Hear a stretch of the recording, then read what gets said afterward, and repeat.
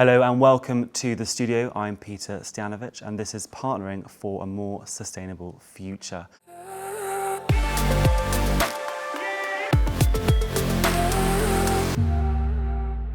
Carolyn, I'm going to come to you first. Thank you all for joining me today, however, though. ESG goals, it's a wide remit, lots of scope for discussion, but first of all, let's talk about your priorities. What are you prioritising when it comes to the ESG challenges? Well, I mean, in previous discussions just a minute ago, Alex mentioned in our business at the British Medical Association, and we're not manufacturing anything, so we concentrate on buildings and IT essentially and supply chain. So we have an opportunity through buildings now because we have to revamp our commercial proposition with our own buildings in order to get more tenants in. So it allows us to look at the building itself, which is age-old. It's a Luchkin's building, and the pipework was so old that if you switch the heating on in one part of the building, the rest of the whole building was heated. So it really is going back to zero, but at the other end of the scale. So there are a lot of opportunities there with the estate to look at a starting point of that zero and how we can build better and refurbish better. Obviously at an acceptable cost. So that is a very absolute priority for the BMA. But it's not just about the doing and planning, it's the process as well. It's who you involve and how you do that. So I think because of the priority of the estate, we had an immediate sort of key champion arrangement with various work streams, etc., that come together in a group that we call the Future Way of Working. And that lends itself as a very useful platform to bring in all of the strands, or that anything that's got to do with ESG is coming into this sort of central format, with the champions going off and getting the data and acting on any of the discussions and action points that come out of that forum. And I think that's actually quite important because it's good to sort of hear that people are doing things, but actually having the participation across the business is really important, because every one person's contribution to that end goal is really, really necessary. Yeah, it's absolutely vital. James, I'll come to you next because London Clinic, similar industry. Do those resonate with what Carolyn's saying, or is there a different perspective? No, it resonates very well. And we're a hospital, 10 operating theatres, 200 beds, 1,000 employees. We also occupy a very old set of buildings that were built long before ESG was a concept. And so what we're trying to do, clearly for us, patient safety has to be the number one aim. And interesting, talking with Christian, he made the point that, the sustainability of health is an important outcome in and of itself. But hospitals are inherently high consumers of carbon. They cost a lot to heat, they cost a lot to light. And some of the machines we run, some of the radiotherapy machines, for example, use enormous amounts of electricity. So we're very much taking a twofold approach, one being to address those things which are quick wins. There's a lot of single-use plastic in healthcare. We're focusing in on that, and focusing in on simple things like replacing lights with LED lighting and encouraging that kind of individual responsibility of turn off your office lights, turn off your PCs, make sure you're not leaving heating on, because we also have challenges with our heating and cooling within the hospital. And then from a longer term perspective, looking at our strategy of digitising the hospital to reduce waste and focus more on patient care. Can that digitisation in stripping waste out of the organisation also reduce our environmental footprint? So a lot of really important parallels, I think. Oh, great. Excellent. And Alex, you have recently moved offices. Presumably that's had an impact not just on your ESG directives, but also on the potential for what you can do and what change you can affect. Absolutely. We moved yesterday into a brand new building in Bankside Yards in London. It's an entirely sustainable building, entirely heated and powered by renewable electricity. It's BREEAM outstanding. So it's really allowed us to move from a kind of 90s building that really didn't have that sustainability credentials into something that we've really purpose-built to be sustainable has been great. Makes life a lot easier when you're not trying to retrofit this stuff. What we've also done is we've done that move is it's allowed us to hit other areas of sustainability. So as a law firm, we don't build stuff, we don't have high energy demands in terms of our operations, but it is basically down to property, travel, and then IT. So last year we moved almost all of our infrastructure into Microsoft Azure. That had a massive impact on reducing our carbon footprint there. And then similarly with travel, we've now designed the building so that every single one of our meeting rooms is a hybrid meeting room, so we can reduce the amount of people having to travel just simply to be in the room with people. So we're chipping away at it, and the estate strategy is certainly underpinning that. Excellent. And Laura? Yeah, so with media brands and IPG, there's a lot around programmatic media planning that actually has an impact on carbon emissions and carbon footprint. So we're looking at ways to work with our clients to track and look at their campaigns and the carbon footprint and what we can do to reduce that. So there's a big initiative around that. And working with clients just generally on their sustainability and ESG goals. I think, like colleagues here, we're also looking at travel. So we've got in all of our offices and our main office at the Bailey, hybrid working in all of our offices and encouraging teams to do that, to reduce travel. We've significantly reduced our travel last year and this year, even summits and things like that, being creative about how we bring global teams together is having a big effect. And I think we are really putting emphasis on behaviours and training for individuals as well. So our sustainability, we've got a training programme this year which we're going to roll out to educate how every individual can play a part, and leaders will also have metrics and specific goals around sustainability. So it is, we're a purpose-driven organisation, our clients are demanding it, and therefore we are really leaning into initiatives this year. Yeah, I can imagine, and that probably chimes in with Cisco, hearing what clients are looking for. You know, you can be proactive, as I'm sure Laura's doing, but there's also an element of moving with the times and also the customer experience, almost that reactive thing. So we've heard about you, IT, travel, buildings as priorities. Christian, any others that we haven't discussed thus far in terms of ESG priorities? I mean, first of all resonates, I think, so that's really encouraging that probably we are all, on similar journeys, even though we are on the vendor side, so there are a few things probably different.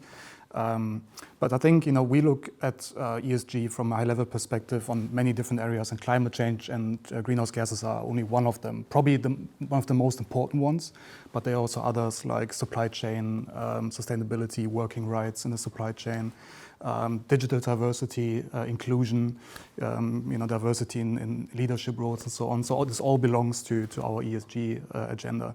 But then specifically for sustainability on climate change and GHG, we're talking about how are our products built. So that's where we look at, manufacturing, where we need to engage our suppliers, and look at, make the design more sustainable materials, reduce plastics and so on. So everything around how are our products built.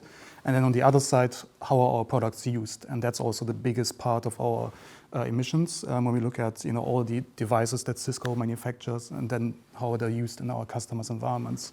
So that's where we look at, can we increase the energy efficiency? Can we, but also provide use cases to be more efficient when you can turn off certain functions, when they're not required? Or, heating, ventilation, air conditioning, also a big topic for us, to look at, can our sensors help with sensing, all right, there are no people present, or, maybe the temperature is still too high, even though no one's in the office.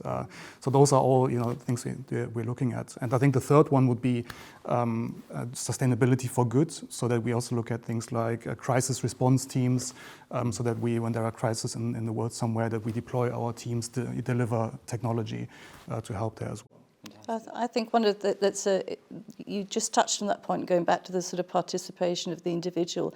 I was having a conversation with our service manager yesterday, and he said that the supply partner for our laptops was suggesting recycled laptops, which actually are sort of 60% of the normal cost. So we're trying them out. They're only marginally heavier than the laptops that we've got at the moment, but we're trialling them out. And, that in itself, one individual saying, look, we're doing this because it comes from the supply chain as a recommendation, etc., that creates that kind of ecosystem in itself to go towards that sustainability goal. So I think that's a really good move. And laptops are quite hard, like the estate, the cloud, moving infrastructure to the cloud. Exactly. And so it's relatively straightforward, and then you've got the measurements for carbon footprint. But I think the harder area for IT will be all the other laptops estate, because it's much harder to work out. And the e-waste, that's has a huge impact. Also, when you look at end-user compute, so laptops, smartphones, and so on, the majority of the emissions happen in the manufacturing state. So the longer you have then the use phase afterwards, then the manufacturing emissions are spread over a longer time frame. So the more sustainable is it then? On the infrastructure side, it can be sometimes slightly different, because when you look at servers, for example, that consume a high amount of energy, and they are maybe a bit older already, they are probably less energy efficient than more modern devices. So then it can also make sense, when you have a device that is already, at the end of the life cycle, maybe to replace it. Obviously, then it's important to recycle the device and feed it back into the circular supply chain. Definitely an absolute focus topic. So that example there's a nice element of, you feel more trusted with your partner or service provider for making that suggestion. What other qualities of a partnership are you considering then in the context of ESG and a more sustainable future? And anyone can sort of jump in on this. For a medium-sized organisation like ours, we need the thought leadership of people like Cisco in helping us achieve the goals that we need to achieve as a byproduct of the way that we do business. Our focus is patient safety, delivering exemplary patient care. And we need the infrastructure that will deliver that in terms of technology, and that should be efficient and effective. And I think your story of moving to Azure and reducing emissions is fantastic. That's a journey we're just starting, so that's really exciting. But I think we need those thought leaders to challenge us and inspire us, and also to help us make it easy. Because if we have a very legacy environment, so not only do we have a 1930s building that needs investment, we also have a fairly legacy application architecture as well that we are desperately trying to shift to Azure, but also move away from big monolithic applications to technology that more effectively automates business processes. And if we can do that in a way with partners who help us achieve that in a more environmentally sustainable way, that I think ticks more boxes. So it's very difficult, nigh impossible now, to do anything alone. You really have to be able to collaborate. Interesting. And you've got, money talks, and if you look at the investment sector, the due diligence now requires that organisations have to demonstrate that they comply with ESG or go that extra mile. So it's not as if it's a sort of take it or leave it proposition. That feeds into the supply chain ultimately and creates that impact. And that positive feedback loop. Exactly, yeah. Well, and to that point, that's a really important point. We find that investors who look at our hospital as a place to invest, or indeed we're a charity, so people who are looking to provide a philanthropic gift, near the top of their list is they want to see what we're doing from an ESG perspective. You're absolutely right. Doing nothing is no longer an option, and having it as a bauble on the side isn't an option either. It has to be baked into the way you work. Yeah, we act for a large number of corporates, and that is cemented into their pitch process. It's cemented into their supplier due diligence questionnaires. That's not the only reason we're doing it, but it is part of it, and so we've got a responsible business team who focus on that for the whole firm. But IT, as I said, is a key part of that, and then working with our suppliers across that whole ESG piece, but particularly with carbon emissions, is key to that. Yeah, we're finding big clients, even like Vodafone, you won't get through the first round of the pitch process or RFP unless you can demonstrate ESG values. And 12 months ago, even 18 months ago, that probably wouldn't have been that critical. So it's definitely becoming fundamental in the sector. So with those sort of interesting timelines, I suppose, and when we go back to the factors you're considering, I mean, Alex, you've mentioned before initiating Scope 3, for example. So what are the factors you think about when considering who you're working alongside or with, and also who you're educating back? Yeah, so Scope 3 emissions has been really interesting. We undertook a project last year to do our Scope 3 measurement. And a lot of that, almost all of that, is in our supply chain. Lawyers don't generate that much carbon footprint on their own. So what we've been doing is going out to the supply chain, and that's because our clients are demanding, but it's also, it's the way that the sector is moving. What we've found is some partners, Cisco is a good example, have done that work, have done the hard yards, know really at a detailed level what each part of their supply chain is creating, and they can give us very granular views of our scope, the Scopes 3 emissions. Others really are not on that journey, particularly on the consulting side. I understand it's more difficult for them, but a lot of our partners on that side have struggled. There are proxies you can use, but that's an area where we're working with them, and more I will be asking suppliers before we engage them now, actually, do you have the capability of measuring this? And I'll be starting to gate that. So that's a major learning for you, having obviously had a good experience and having your fingers burnt in terms of your next steps. Everyone's on a journey, and so if you're a mid-sized consultancy, it's probably not been your highest priority. We've been going on that journey ourselves. We're a little bit bigger. Some of our suppliers are small, and they are having to learn as we do. Others, the big tech firms, have been doing this for a bit longer and find it easier to give us the data that we need. Or is that what you've experienced with your partner ecosystem? Yeah, we're on a similar journey with Scope 3 emissions, and the data and the tracking and the metrics and having accessibility of that has been key to driving our kind of sustainability policies.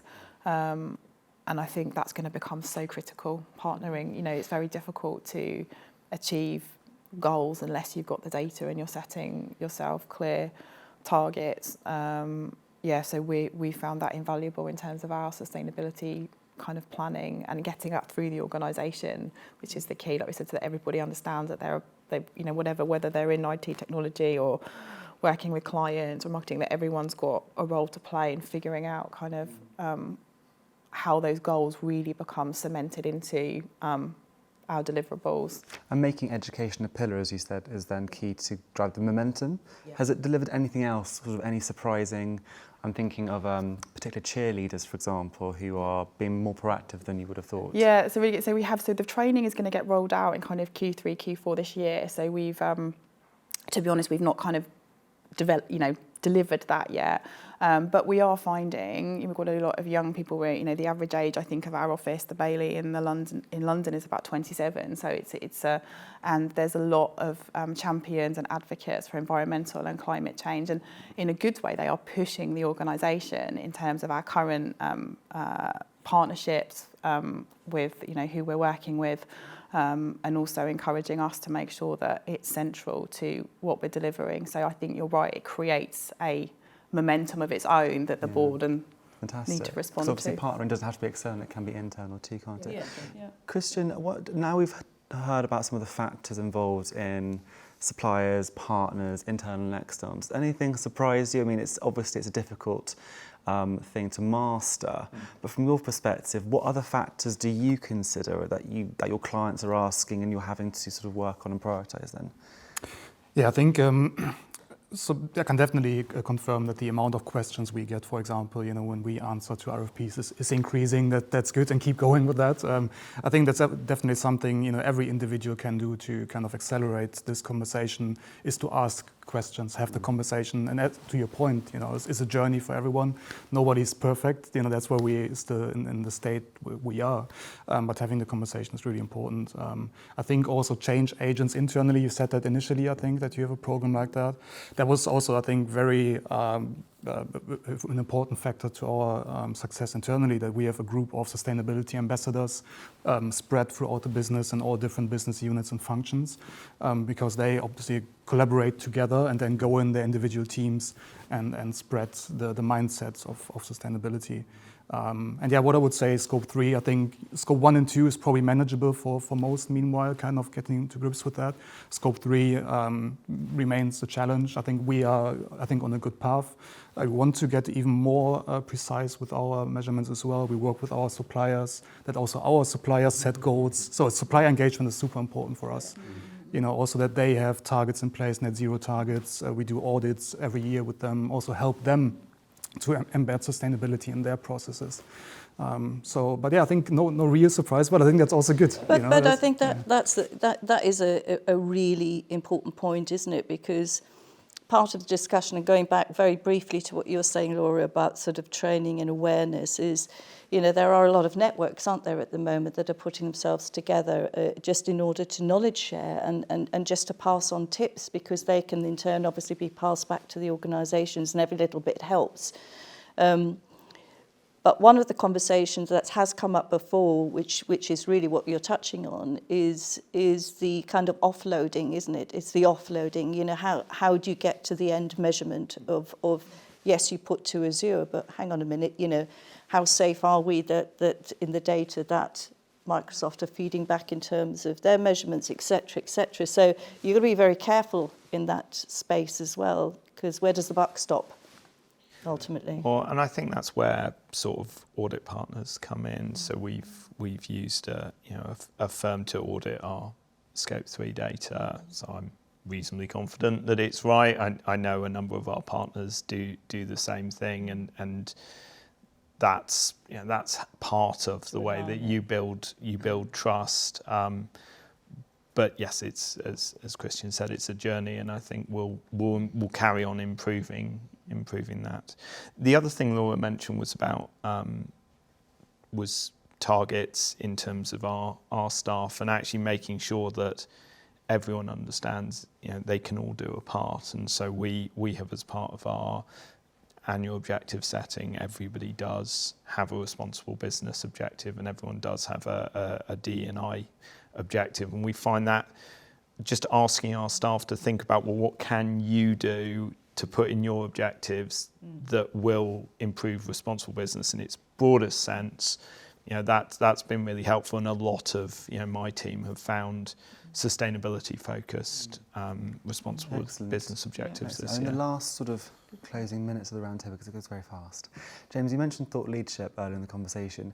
When we think about the next 6 to 12 months, what particular sort of unanswered questions are you hoping that thought leadership or similar can help solve? Just reflecting on the conversation that's passed, the things which are sort of popping into my head are, we tend to make this very complex. We talk a very complex form of language. I mean, I've read industry body briefings on ESG, and as a secret, I have a scientific background, and you read the briefing. Well, I'm really none the wiser. It all sounds warm words, but I'm none the wiser what's going to happen. I think there's a really important human dimension. I think we need to harness the individual, and I think we need to give really tangible, not just targets, but things that people can do, things that people are doing, and then we need to celebrate successes. So, for example, last year, now to be fair, it was around financial sustainability of the hospital, but we all know that cost of electricity and energy went through the roof. And we did a very simple campaign in the hospital that said, if you're not using it, turn it off. That resulted in a double-digit drop in electricity loss. So simple, which if we can sustain. So it's about making it meaningful for people, guiding people through the change. And then for people like us who are still on legacy internal data centers and using big old clunky legacy applications with an aspiration to move to the cloud and a more composable, orchestrated automation of business processes, we need to thread ESG through that, and that's where we need that thought leadership. We've got a couple more minutes for a couple more answers on that. Christian, do you Yeah, want I'm so glad you say that, by the way. So I think turning something off when you don't need it. It sounds so simple, but you would be surprised how tangible. Yeah, it's short term. You can measure it. You have short term success. I think we just got used to in many areas to just not do it because 24/7 letting it run is the easy way. You don't need to think when do I actually need it. You don't need to think about how do I start it again. What are the implications? So you need to kind of invest a bit more in the planning phase. But the return is definitely massive, especially when you think about from our perspective, with every single customer just makes a few savings like that. The amount of savings together is a lot, and I think that's also where the community ethos comes in. Where you have maybe in your vertical, in your industry, maybe some partnerships. Where you can collaborate together and then see what are we achieving together as an industry. Fantastic. That is all we have time for today, though. We can talk about this for hours, couldn't we? There's so many different scopes for ideas. But thank you all very much for your time today, and looking forward to seeing how not only Scope 3 progresses, but perhaps Scope 4 and 5 to come. Thank you. Thanks so much.